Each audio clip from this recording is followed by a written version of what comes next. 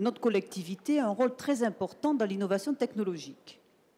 Et aujourd'hui, je me pose la question de croiser l'évolution des technologies avec la demande toujours plus pressante d'information et d'accès aux services. Et j'en veux pour preuve qu'il y a très peu de temps, on n'imaginait pas avoir ce genre d'outils dans les mains. Demain, ces outils seront dans les mains d'infirmières et de médecins avec le dossier médical sur un iPhone.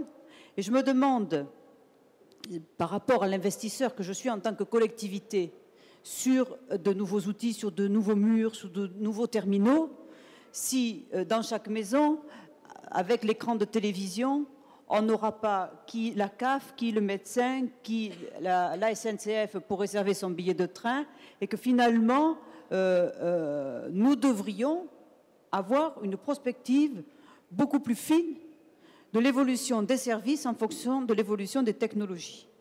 Les zones rurales sans très haut débit, avec de plus en plus un renvoi sur des services dématérialisés, on peut s'interroger de l'égalité d'accès aux services dans ce cadre-là et du grand risque de fracture territoriale qui s'en suivra. Faire de la e-médecine sans très haut débit, je ne sais pas comment ça peut marcher. Dans la Manche, 99,9% de la population est éligible à une offre en haut débit, donc un minimum 2 mégabits par seconde. Et maintenant, on déploie le très haut débit, la fibre optique jusqu'à l'abonné, avec plus de 25 000 prises dans la Manche. Donc voilà. Comme quoi, ce n'est pas impossible dans le rural d'être rural et connecté.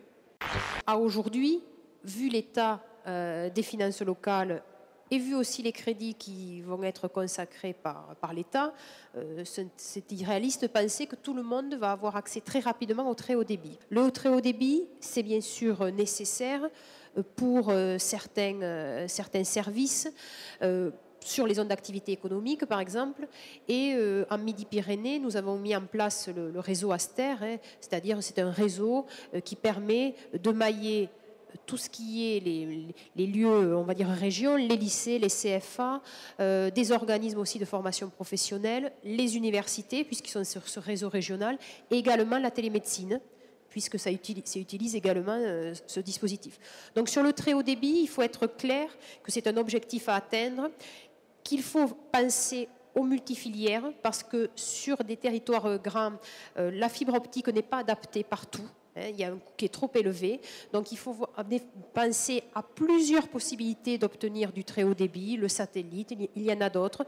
Donc il faut être sur des approches pragmatiques et on ne peut pas dire à certains territoires vous allez atteindre la fibre optique, mais vous ne l'aurez que dans 15 ans.